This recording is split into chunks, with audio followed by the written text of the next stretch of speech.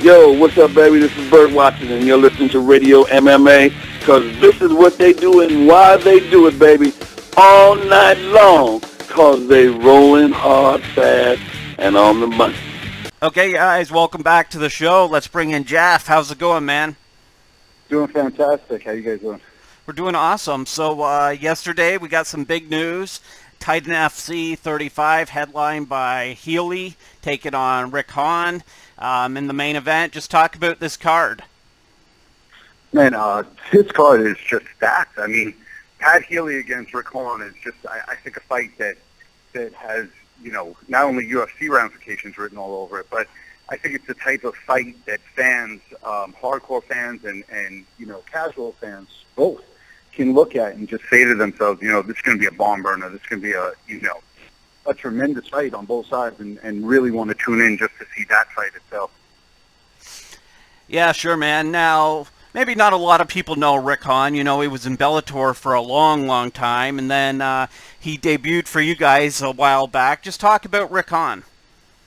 I mean, in Rick Hahn, you know, you've got a judo Olympian.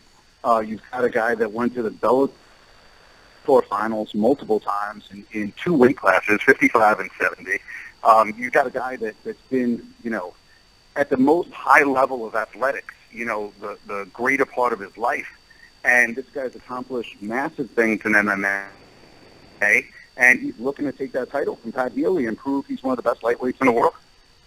Yeah, man, this card is really, really awesome. Now, I had a question about the card going down in Ridgefield. How did you determine where to place this card? Well, Pat Healy grew up about 20 minutes from there, lives about 20 minutes from the arena. Nice. And Rick Hahn, actually, believe it or not, grew up there and actually graduated high school, like, you know, an hour away. Wow. So it works out perfect. Yeah, it worked out amazing, and we had wanted to do a show in the greater greater Northwest, so it really worked out well. It was perfect. It was, you know, and the card is so stacked. I mean, like, you know, the co-main with Andre Harrison fighting Desmond Green, survivors, not in UFC, period. Those are the two top guys. So I'm really interested in seeing how that fight plays out. I'm not sure, honestly. I have no idea. Is Green's wrestling going to be able to deal with Harrison's? I don't know. Is Harrison going to be able to take the shots that you've seen Desmond Green put on people? And he's got that kind of freak one-punch knockout power when he connects.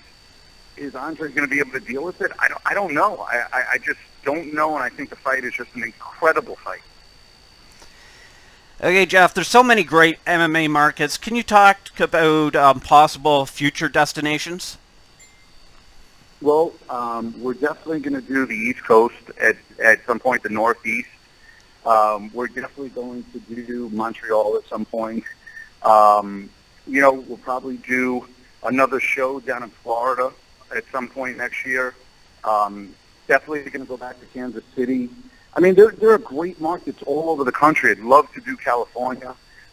We're just looking and eyeing, you know, where we want to be and plotting out 2016 right now. So you mentioned Montreal. What happened with the Montreal date? The date, the announcement with UFC actually got pushed back as we were negotiating. We were in the final stages of negotiation, and it became too close to do the show in Montreal. It actually got announced. Okay. And the Verdun Auditorium in Montreal wound up not having air conditioning. Oh, wow. So doing a show in Montreal in the middle of the summer with no air conditioning was not something I was relishing doing. So we will be in Montreal. We will do a show in Montreal. And, you know, we just pushed it back a little bit. But I promise all the Montreal fans we will be out there, and we're really looking forward to doing our first international show there. So I noticed you have Steven Seiler on this card, Super Steven Seiler. He has a fight this weekend. Do you have plans in place if he gets injured in that fight? Yeah, of course. We're always deep in every division, and if Steven gets hurt, we certainly have a backup on tap. And, you know, I think that's the one thing about Titan that fans love so much that, you know, I really think that fans consider Titan the fan appreciation leagues. Sure. our matchmakers are always out there covering the whole country, finding the best guys. And if someone goes down, like has happened to us in our last couple cards, whether it be a main event or a co-main event, you know, we're on the phones, we have somebody backed up, and next thing you know, the next day, you know, you see the fights back on and new opponent, and we didn't lose anything in terms of who's come in. So I think that's something that the fans have really rallied behind.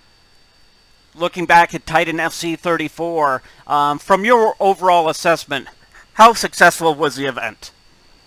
It was awesome. It was game changing for the company. 12 fights, 4 title fights. You know, really went off exceptionally well. I loved the broadcasting with Tony Luffman, Faraz Zahabi, and Showdown Joe. They did a great job. The fighters delivered. The fights were amazing. And you know, for the first shot on Fight Pass, I mean, UFC was thrilled. We were thrilled. I think it was almost like, hey, you know what, Titan has arrived type of thing. And it really made us all feel good. How many shows do you think you'll get in after this one this year? Do you think you'll get another couple in, or? Yeah, we have September 19th is booked, and then we have a date in December booked, and then we will do 10 next year. Oh, very good, man, very good. So, big controversy in MMA over the Shields versus Paul Harris fight. Did you check it out? I didn't watch the whole fight. I watched the last round. I watched Jake get submitted by Paul Harris. That's what I saw of it. Right. And what's your overall thoughts on this? A lot of people on Twitter were saying he should get a lifetime ban as an agent. What do you think? You know, not watching the whole fight, but knowing everything I've heard and talking to the people who I've spoken to that are, you know, that I trust completely and are, you know, big fans of the sport and are also in the sport. Right. From what I understand, it was very clear what Paul Harris was doing.